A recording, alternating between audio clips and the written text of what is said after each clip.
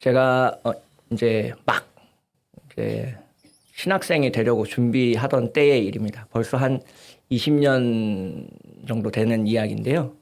이제 신학생이 되려면, 전도사가 되려면, 목회자가 되려면 이제 세 가지가 준비되어 있어야 된다 그러더라고요. 그래서 그 세 가지가 뭡니까? 라고 물어본 적이 있습니다. 그래서 그 세 가지 뭔지 아세요? 첫 번째는 말씀을 전할 준비가 되어 있어야 됩니다. 그래서 어떤 상황이든 옆구리를 쿡 찌르면 말씀을 전할 준비가 되어 있어야 됩니다.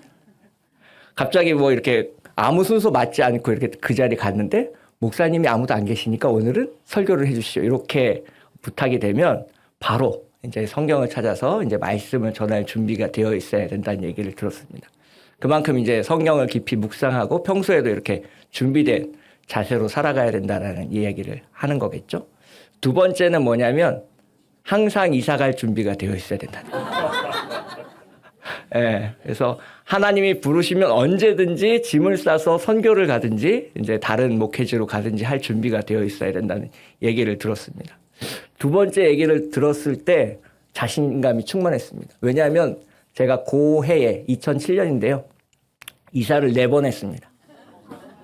이사를 한 번 하기도 힘든데 고해에 정말 무슨 인생의 파도가 이렇게 겹쳐가지고 이사를 이제 4번 했던 적이 있었거든요. 그래서 저는 언제든지 이사에 갈 준비가 돼 있습니다. 라고 이제 속으로 다짐했던 때가 있었는데 이제 마지막 세 번째에 걸렸습니다.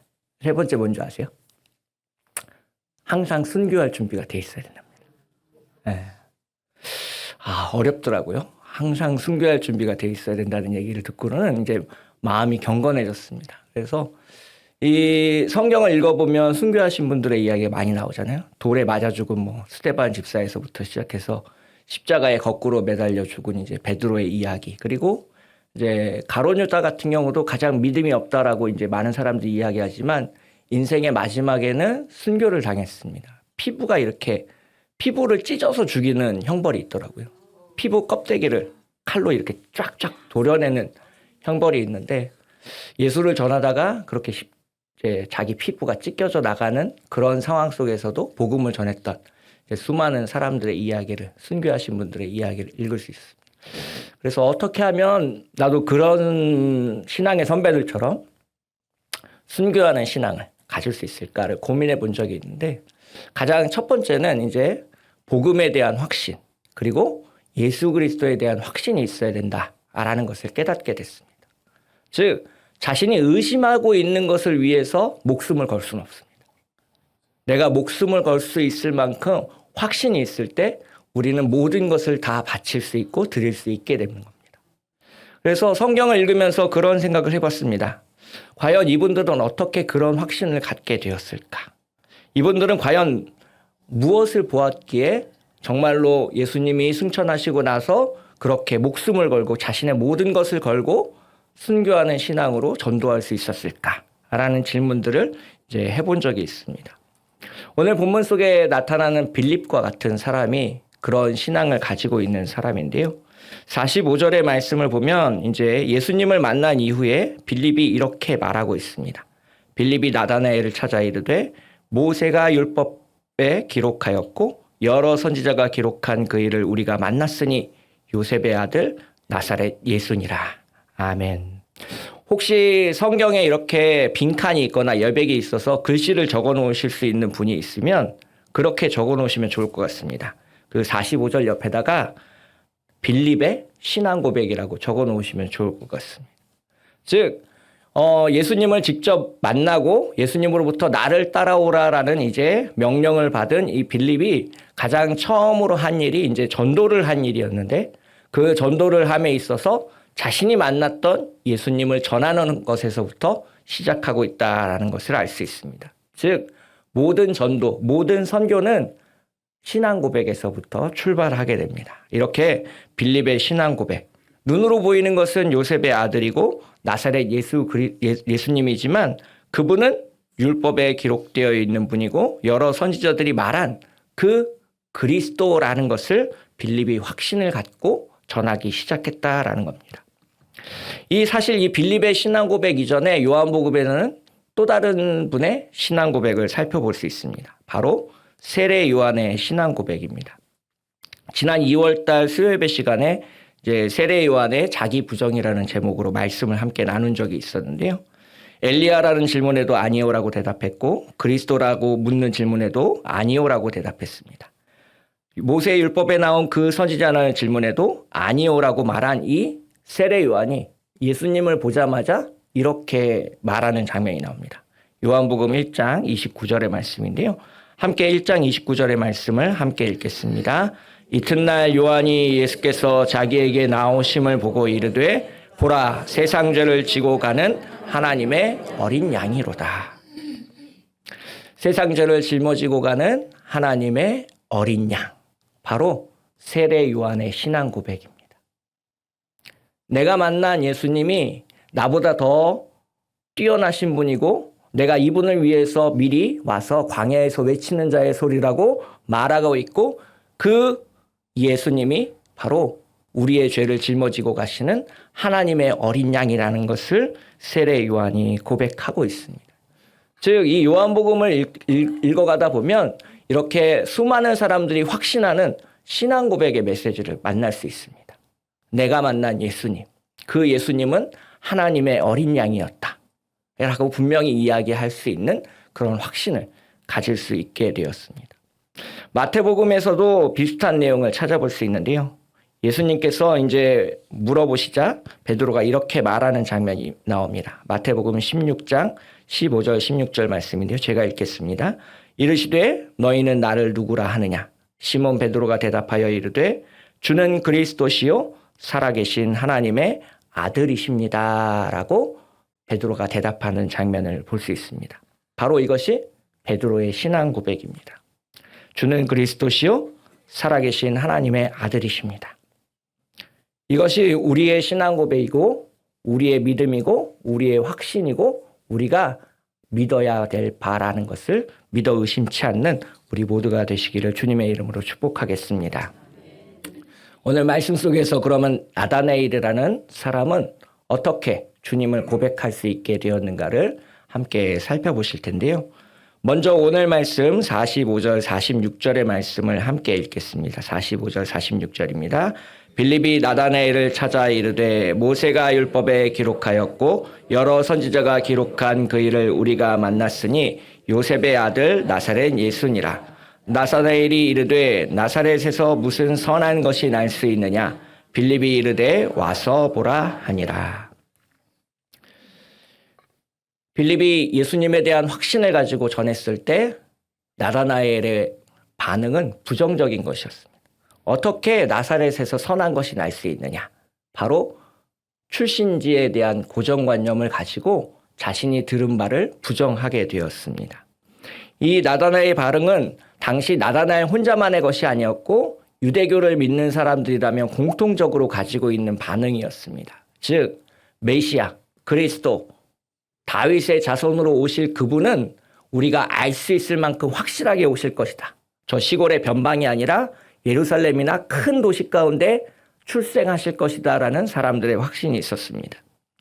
그래서 그 나사렛에서 예수님이 선교를 하셨을 때도 그 친구들마저 예수님을 부정하는 장면을 우리는 목격할 수 있습니다.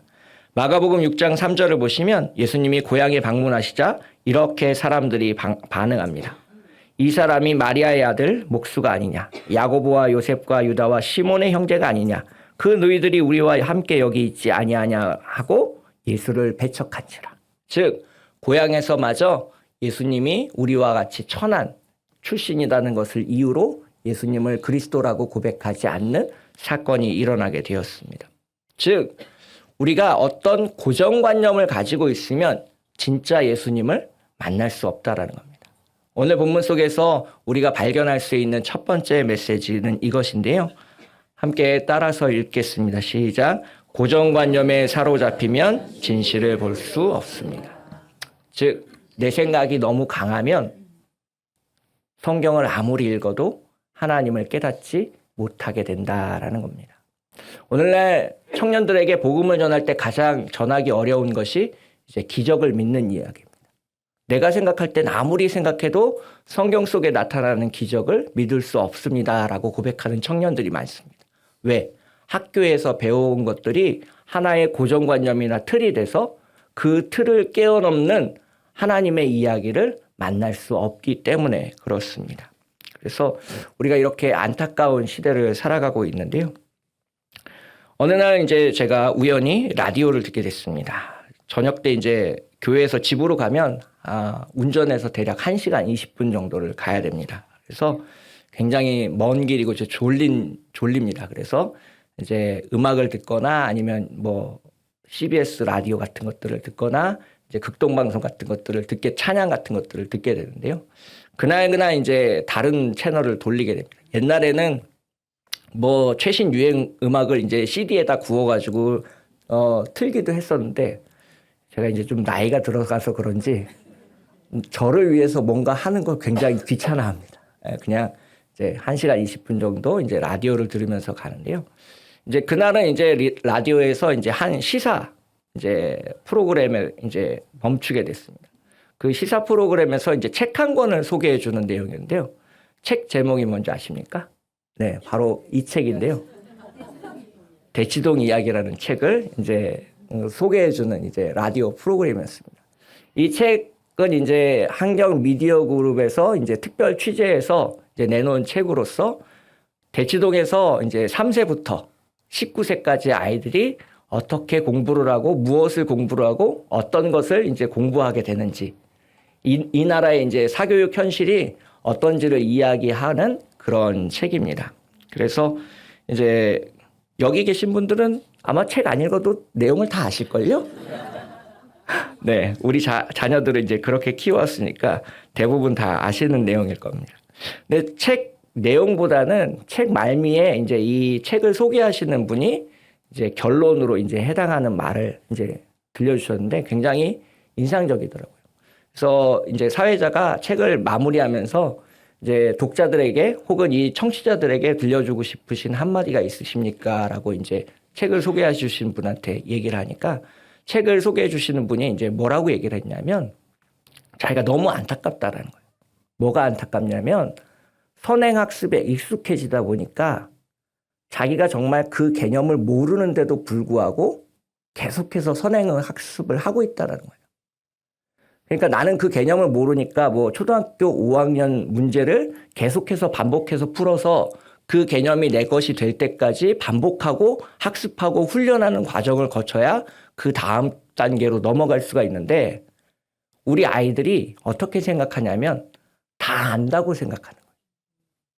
학원에서 가르쳐줬으니까 나는 다 알고 있다고 생각하고 자신의 수준을 모른다라는 거예요. 그래서 계속해서 자신의 수준을 뛰어넘는 선행학습을 하다 보니 그만 어느 순간 기초가 튼튼하지 못해서 이제 바닥으로 떨어지게 되는 그런 모습들을 보면서 제 안타까운 그런 이야기를 전하셨는데요. 우리가 가지고 있는 믿음 또한 마찬가지입니다. 틀을 깨고 고정관념을 내려놓고 아무것도 모른다라는 생각으로 성경을 읽지 않으면 하나님을 만나기가 굉장히 어렵습니다. 즉 내가 전에 들었던 설교, 내가 전에 공부했던 성경 공부를 다 내려놓고 오직 오늘 주시는 하나님의 말씀을 대할 때만 하나님의 음성을 들을 수 있다라는 겁니다. 제가 아는 목사님이 한 분 계셨는데요. 그 목사님이 이제 새 성경책을 사가지고 와서 저한테 이제 자랑을 하시는 겁니다. 성경책 왜 사셨어요? 그랬더니 자기는 1년에 한 번 혹은 3년에 한 번 교회를 옮길 때면 새로운 성경책을 사신대요. 왜 돈도 많으시네요. 성경책을 왜 그렇게 자주 사세요? 이제 제가 농담식으로 이제 얘기를 해봤는데요. 제가 이제 가지고 다니는 성경책은 이렇게 보시면 아시겠지만 이제 여백이 있는 이제 메모를 할 수 있는 그런 성경입니다. 즉 큐티를 할 때라든가 혹은 이제 설교 준비를 할 때 이제 언제든지 메모를 할 수 있는 그런 성경책인데요. 그 목사님도 이런 성경책을 가지고 계셨습니다. 근데 이게 새벽 기도회 같은 걸 하다 보면 본문이 겹칠 때가 있어요. 그러니까 이제 그 새벽 기도 본문은 이제 정해져서 흘러가잖아요. 그 정해져서 흘러가다 보면 자기가 예전에 10년 전에 했던 설교 본문하고 이렇게 겹치는 때가 있습니다. 대부분의 목사님들 이런 때 어떻게 하시는지 아십니까? 오예, 땡큐. 이렇게 반응합니다. 그래서 옛날에 10년 전에 컴퓨터 안에 담겨있던 이제 설교 원고를 툭툭 털어가지고 다시 설교 준비를 하는 때가 많습니다.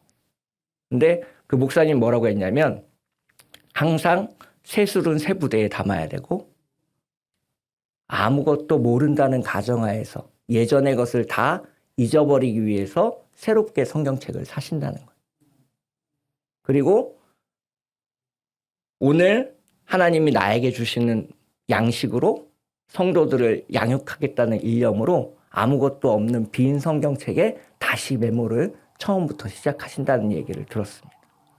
굉장히 감동적이었고 인상적이었습니다. 그래서 저도 설교를 준비를 할 때면 이제 예전에 했던 본문이라도 다시 처음부터 성경 묵상부터 시작해서 설교 준비까지 하게 됩니다. 그러다 보니까 시간이 굉장히 오래 걸립니다. 그래서 이제 가끔 저한테 그런 부탁을 하시는 분들이 있습니다. 설교 원고를 뭐 일주일 전, 뭐 혹은 3일 전에 주시면 좋겠습니다라고 얘기를 하시는데 저도 그러고 싶습니다. 제일 설교 준비하면서 제일 어려운 때가 뭐냐면 하나님의 음성을 기다리는 때입니다. 이제 하나님이 오늘 본문을 가지고 이런 것들을 얘기하길 원하신다라는 확신이 없으면 이제 타이핑을 할 수가 없습니다. 그런 확신이 올 때까지 주님이 나한테 무언가를 알려주시기까지 기다리는 게 뭐 빨리 오면 일주일 전에 오기도 하지만 대부분은 뭐 하루 전날, 이틀 전날 뭐 이렇게 간신히 이제 하루하루를 벌어 이렇게 양식을 먹이는 그런 일용할 양식과 같은 그런 메시지를 전하고 있기 때문에 그렇습니다. 그래서 늘 설교 준비를 할 때면 제가 힘듭니다. 가난한 자가 되기 때문에 그렇습니다. 하나님 앞에 아무것도 모른다라고 고백하고 주님이 나에게 무언가를 주시지 않으면 내가 아무것도 전할 수 없습니다라는 마음을 기도하기 때문에 항상 설교 준비를 할 때면, 묵상을 할 때면, 성경책을 대할 때면 가난한 자가 됩니다. 그래서 저는 그런 성경 말씀을 좋아합니다. 심령이 가난한 자는 복이 있나니 천국이 그들의 것입니다. 즉 하나님 앞에 아무것도 없는 빈손으로 나아가 기도할 때 주님이 채워주시는 놀라운 기적이 있습니다. 그 기적을 맛보시는 우리 모두가 되시기를 주님의 이름으로 축복하겠습니다. 그래서 내가 잘 알고 있다고 생각하는 것, 나사렛에서는 선한 것이 날 수 없다라고 생각하는 고정관념을 깨야 우리가 진짜 하나님을 만날 수 있고 경험할 수 있고 고백할 수 있다라는 것을 믿으시는 우리 모두가 되시길 주님의 이름으로 축복하겠습니다. 오늘 본문에서 두 번째로 나타나는 하나님의 음성을 찾아보도록 하겠습니다. 47절, 48절의 말씀입니다. 예수께서 나다나엘이 자기에게 오는 것을 보시고 그를 가리켜 이르시되 보라 이는 참으로 이스라엘 사람이라 그 속에 간사한 것이 없도다. 나다나엘이 이르되 나를 아시나이까? 예수께서 대답하여 이르시되 빌립이 너를 부르기 전에 내가 무화과 나무 아래에 있을 때에 보았노라. 아멘. 이 나다나엘이라는 인물은 오직 요한복음에만 나타나는 이름입니다. 뭐 우리가 마태복음에 나타나는 바돌로메가 뭐 나다나엘일 것이다 라고 이야기를 하지만 성경 안에서는 그 직접적인 증거를 찾을 수는 없습니다. 그래서 이 나다나엘은 굉장히 신비로운 인물인데요. 이 나다나엘은 이제 예수님이 처음으로 불렀던 제자들 중에 함께 하게 됩니다. 베드로, 야고보와 요한, 그리고 빌립과 나다나엘. 이런 멤버들, 초창기 멤버들. 예수님을 처음 따라간 멤버들에 속하게 되고요. 요한복음 21장을 보시면 예수님의 부활을 목격한 7 제자가 있습니다. 그 7 제자 가운데도 나다나의 이름이 포함이 되어 있습니다. 즉 예수님의 사역의 처음과 마지막을 목격한 제자 나다나엘이 이제 등장하게 되는데요. 이 나다나엘의 신비로움은 이름에서도 등장하게 됩니다. 이 나다나엘의 이름을 이제 직역하게 되면 하나님께서 주셨다라는 의미가 됩니다. 그래서 우리가 이 나다나엘이라는 이름을 풀이할 때 어떻게 풀이하냐면 하나님의 선물이라는 존재로 풀이하게 됩니다. 하나님이 주신 것, 하나님이 베푸신 것이라는 의미로 이 나다나엘이라는 인물이 표현되게 되는데요. 이 예수님께서 보자마자 칭찬을 하신 거의 유일한 사람이 나다나엘입니다. 이 오늘 본문을 보시면 보라 이는 참으로 이스라엘 사람이라 그 속에 간사한 것이 없도다 라고 칭찬을 들은 사람이 나다나엘입니다. 내일 예수님이 우리 앞에 오셔서 과연 나를 나다나엘만큼 칭찬해 주실까요? 누구누구의 마음속에는 간사한 것이 없도다. 진짜 이스라엘 사람, 하나님 나라의 백성이다 라고 칭찬을 들을 거라고 확신하시는 분은 손 한번 들어봐 주시면 감사하겠습니다. 네. 정말로 예수님 앞에 이런 귀한 칭찬을 들을 만한 사람이 누가 있겠습니까? 근데 이 예수님께서 이렇게 말한 의도와 목적이 있다라는 것을 우리는 알아야 됩니다. 이 나다나엘이라는 인물과 우리가 비교해서 살펴봐야 되는 인물이 있는데요. 바로 참 이스라엘이라고 이름을 불렸던 야곱이라는 인물과 비교해서 살펴봐야 됩니다.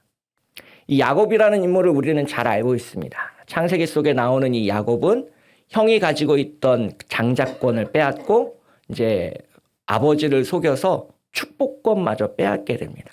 그래서 이삭으로부터 축복을 받았지만 이제 죽음의 위기에 직면하게 됩니다. 형 에서가 화가 나서 자기를 죽일지도 모른다는 두려움에 이제 고향을 떠나서 이제 외삼촌이 있는 곳으로 도망하게 되는데요. 그 외삼촌으로 도망하던 중에 이제 돌베개를 베고 잠을 자다가 이제 환상을 보게 됩니다. 천사들이 오르락내리락하는 그런 환상들을 보게 되는데요. 오늘 본문 51절에서도 그런 환상에 대해서 이제 예수님께서 언급하고 있습니다.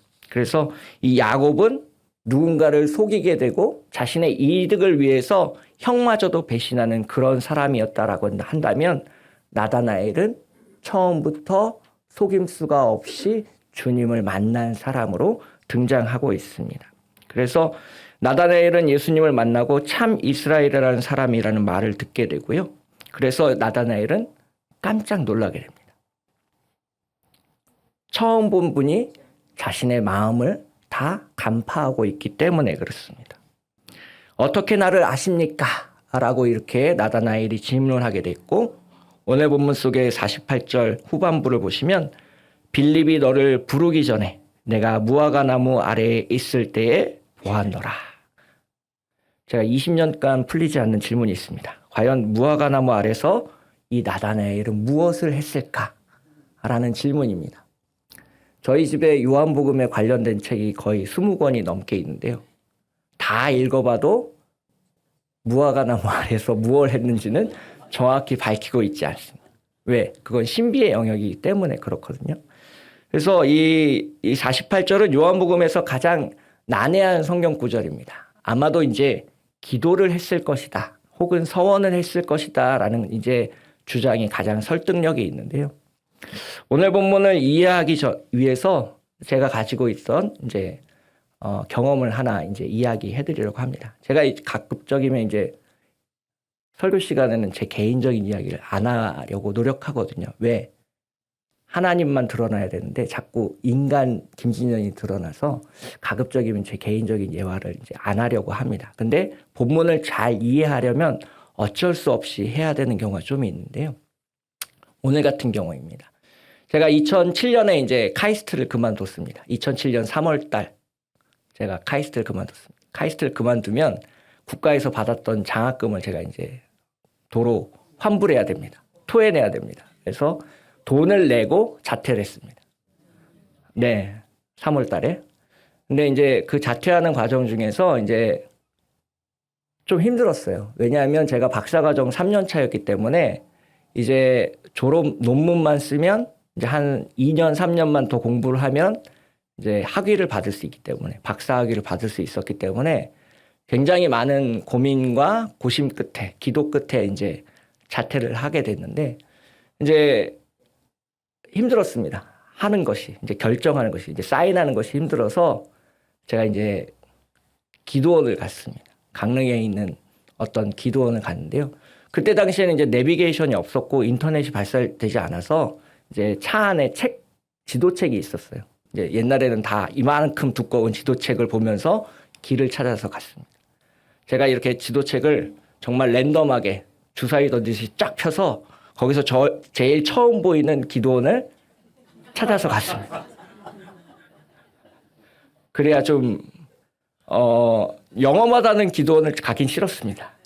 목회해야 될 것 같다고 얘기할 것 같아서 어떻게 하면 목회하지 않아도 된다라는 음성을 들을 수 있는 기도원을 찾아서 갔는데 잘못 갔습니다. 그 기도원 원장님이 이제 기도원을 찾으시고 여자 원장님이셨는데 아들 셋을 다 하나님께 드리신 분입니다. 첫째, 셋째가 감리교 목사고요. 둘째 아들이 선교사로 나가 있었습니다. 밤 12시부터 이제 영시 예배를 합니다. 그래서 이제 철야 기도를 이제 한 2시, 3시까지 하시고 이제 매일 영시 기도를 첫 시간을 하나님께 드린다는 의미에서 그 드리는 기도원이었습니다. 저한테 뭐 기도원에서 밥 먹는 거 그런 거 걱정하지 말고 일주일 정도 있다가 가라고 하시더라고요. 그래서 감사했죠. 저도 한 일주일 정도 있었습니다. 근데 이제 마지막 날 이제 그 기도원 원장님이 저한테 물어보셨습니다. 설교 시간에. 저를 대전 총각이라고 부르셨거든요. 카이스트에서 온 거는 얘기 안 하고 대전에서 왔습니다라고 얘기했더니 대전 총각이라고 부르셨는데 대전 총각 내가 뭐 물어보고 싶은 거 있는데 대답해 줄 거예요? 라고 물어보셨습니다. 뭐 설교 시간이었고 일주일 정도 있으면서 이제 다 알고 지내는 사이가 됐고 한 5명밖에 없었습니다. 뭐 이제 가볍게 목사님이 질문하시고 대답할 수 있는 충분히 그런 상황이었거든요.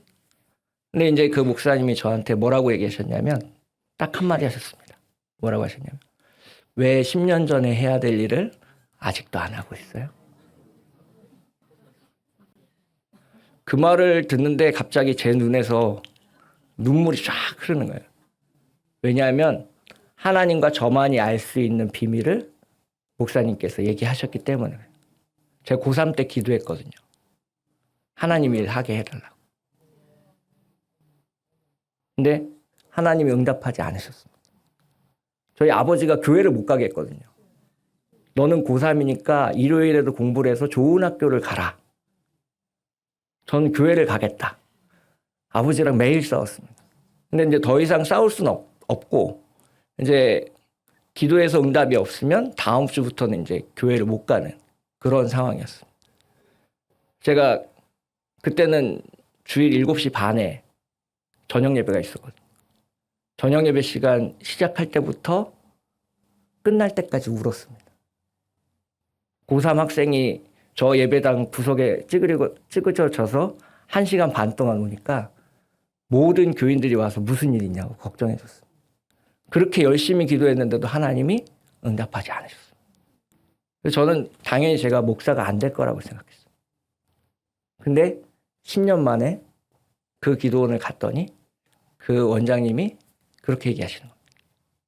왜 10년 전에 해야 될 일을 아직도 안 하고 있어요.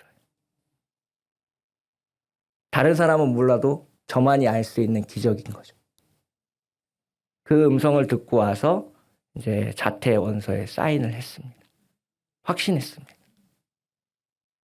오늘 본문 속에 등장하는 나다나엘에게도 그런 음성이지 않았을까 싶습니다.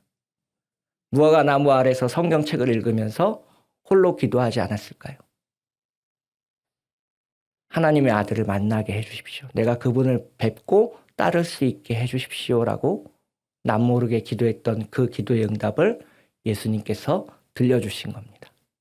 내가 너를 무화과 나무 아래 있을 때에 보았노라. 나다나엘만이 알 수 있는 기도 응답인 거죠. 같이 갔던 빌립도 알 수 없는 기도 응답입니다. 기도 응답은 때로 그렇게 우리가 기대하지 않을 때에 기대하지 않은 방식으로 우리에게 찾아오고 우리는 그것을 기적이라고 부릅니다. 우리가 가지고 있는 기도 제목이 응답되지 않는다라고 고민하신 분 계실지 모르겠습니다. 앞이 막막하다라고 생각하시는 분이 계실지 모르겠습니다. 기도 응답은 하나님의 때에 하나님의 방식으로 반드시 온다는 것을 믿고 기도하시는 우리 모두가 되시길 축복하겠습니다. 그래서 오늘 본문 가운데 두 번째 메시지를 발견할 수 있는데요. 함께 따라서 읽겠습니다. 기적을 통해 예수님에 대한 믿음이 바뀝니다. 나사렛에서 무슨 선한 것이 날 수 있느냐라고 처음에 부정했던 나다나엘이 예수님을 만나고 예수님께서 딱 한마디 하셨는데 바뀌었습니다. 빌립이 너를 부르기 전 네가 무화과 나무 아래 있을 때에 내가 너를 보았다라는 그 한마디가 나다나엘을 바꿨습니다. 그 음성이 바꿨고 그 만남이 바꿨고 그 기적이 나다나엘을 바꾸게 되었습니다. 예수님의 말씀으로 인해서 죽은 신앙을 가졌던 나다나엘에게 믿음이 생기게 되었고 예수님을 고백할 수 있게 되었습니다.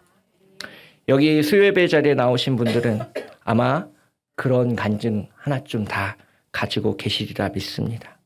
남들에겐 부끄러워서 말 못하지만 그러한 경험 이야기 누구에게나 하나쯤은 있으실 겁니다. 그것을 통해서 내가 하나님을 경험했고 성경의 모든 것이 믿어지기 시작한 일들이 있으실 겁니다. 하나님께서 나를 나보다 더 잘 알고 계시는구나. 내가 근심하고 염려하고 고민하는 것들을 나보다 더 세심하게 살피고 계시는구나라는 확신을 갖게 되는 사건이 있으실 겁니다.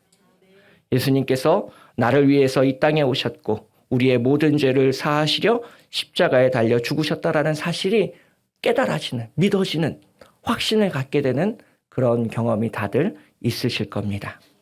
우리의 자녀들에게도 그런 믿음이, 그런 체험이, 그런 기적이 있으시길 주님의 이름으로 축복하겠습니다. 오늘 본문에서 세 번째로 주시는 하나님의 말씀을 찾아보도록 하겠습니다. 49절, 50절의 말씀을 함께 읽겠습니다. 나다나엘이 대답하여 랍비여 당신은 하나님의 아들이시요 당신은 이스라엘의 임금이로소이다. 예수께서 대답하여 이르시되 내가 너를 무화과 나무 아래에서 보았다 함으로 믿느냐 이보다 더 큰 일을 보리라. 아멘. 예수님의 한 말씀이 나다나엘이 가지고 있던 고정관념을 무너뜨렸습니다. 사람을 출신지로 판별하는 고정관념에서 벗어나게 했습니다. 예수님의 앞에 무릎을 꿇지 않을 수 없었습니다. 예수님은 하나님의 아들이시요 예수님은 이스라엘의 왕이십니다 라고 고백하게 되었습니다. 예수님께서 나다나엘에게 참 이스라엘 사람이다 라고 말씀하셨으니 나다나엘은 이스라엘의 왕, 아니 나의 왕이십니다 라고 고백하고 있는 것입니다. 여기서 우리는 본문에서 말씀하는 세 번째 메시지를 만날 수 있습니다. 세 번째 메시지 함께 읽겠습니다. 주님을 만남으로 예수님을 그리스도라고 고백합니다. 즉 우리의 자녀들을 위해서 기도하실 때 반드시 해야 되는 기도 제목이 있습니다. 하나님, 우리의 자녀들을 만나 주십시오. 그 만남으로 인해서 우리의 자녀가 예수 그리스도에 대한 고백을 가슴을 우러러 할 수 있는 그런 주님을 믿는 사람이 되게 해 주십시오 라고 기도하시는 우리 모두가 되시길 주님의 이름으로 축복하겠습니다. 제가 하나님을 믿고 하나님을 믿는 사람이라면 꼭 알아야 되는 네 가지가 있다는 걸 생각하게 됐습니다. 그 네 가지 중에 첫 번째가 바로 십계명입니다. 우리가 그리스도인으로 어떻게 살아야 될까라는 질문을 십계명은 잘 대답해주고 있습니다. 내가 가진 것 이상으로 욕심을 내지 않고 다른 사람의 것을 탐하지 않고 누군가를 나의 그 성공의 도구로 삼지 않는 그런 삶의 방식을 십계명은 이야기하고 있습니다. 두 번째로 주기도문을 꼭 알 필요가 있습니다. 내가 원하는 것을 하나님 앞에 올려드리는 기도는 누구나 할 수 있습니다. 근데 하나님의 뜻이 내 안에 찾아와 나를 하나님의 도구가 되어 사용하여 주십시오라고 하는 기도는 주기도문을 통해서 우리가 배울 수 있습니다. 그리고 세 번째로는 사도신경을 꼭 암송해야 됩니다. 진짜 예수 그리스도가 누구신지, 왜 이단과 사이비가 판치고 있는지, 바로 우리의 신앙이, 우리의 신앙 고백이 튼튼하지 않기 때문이다라는 것을 생각해 보게 됩니다. 마지막으로 네 번째가 팔복입니다. 팔복은 하나님 나라가 이런 것이다라고 예수님께서 말씀하신 내용입니다. 전 그래서 세례를 받으려면 이 네 가지를 빈 종이에 쓰는 시험을 좀 쳤으면 좋겠어요. 세례 받는 사람이 이 네 가지를 쓸 수 있으면 그때 세례를 줘도 늦지 않다라고 생각합니다. 초대교회는 쉽게 세례를 주지 않았습니다. 그때는 동굴에서 모여서 예배를 드리고 몰래 비밀 장소에 모여서 예배를 드렸습니다. 왜? 누군가 고발하면 다 형장의 이슬로 사라지기 때문에 그렇습니다. 그래서 새신자가 오는 것을 굉장히 두려워했습니다. 이 사람이 로마의 스파이가 아닌지 의심했기 때문에 그렇습니다. 그래서 오자마자 세례를 주지 않았습니다. 1년 정도 지켜본 다음에 이 사람이 정말로 우리 하나님을 믿는 것이다라는 판단이 들 때 그때 세례를 줬습니다. 왜냐하면 운명 공동체거든요. 이 사람이 나가서 고발하게 되면 전부 다 십자가에 달려 죽거나 불에 태워서 죽거나 순교당할 위기에 처해지게 되기 때문에 세례를 그렇게 쉽게 주지 않았습니다. 그런데 한국교회는 쉽게 부흥했지만 그 신앙 고백이 많이 약해졌습니다. 제가 예전에 들은 얘기인데요. 신도시가 처음 생길 때 교회들마다 역 앞에다가 버스를 세워놨다는 겁니다. 전철에서 내리신 분들을 주일에다가 자기 교회로 모셔가려고 서로 막 여기서 싸우고 저기서 싸우고. 그러니까 한국교회 안에 무슨 분위기가 있냐면 내가 예배 드려줄게 라는 분위기가 있습니다. 처음 교회에 오시는 분들 마음속에 어떤 마음이 자리 잡고 있냐면 그래 내가 예배 드려줄게 라는 마음이 있습니다. 전 이거부터 깨부셔야 된다고 봅니다. 정말 주님을 위하여 그 십자가를 위하여 살아갈 수 있는 사람들이 예배를 드려야 된다라고 생각합니다. 예수님을 주님으로 고백하는지, 예수님을 나의 왕으로 인정하는지 묻지 않고 그냥 너무 쉽게 세례를 베풀고 있는 것은 아닌지 돌아보게 됩니다. 나다나엘은 간사한 것이 없는 사람이었습니다. 그리고 예수님을 고백한 이후에 변절하지 않았습니다. 부활 이후에도 예수님을 만날 때 그 자리에 있었습니다. 그가 한 그 신앙 고백이 처음에 한 번 한 것이 아니라 그의 삶을 통틀어서 한 번 이루어지는 전인적인 회개, 전인적인 고백, 전인적인 신앙 고백이었다라는 것을 이야기하고 있습니다. 쉽게 변하지 않고 쉽게 잊혀지지 않는 그런 믿음을 가지시는 우리 모두가 되시길 주님의 이름으로 축복하겠습니다.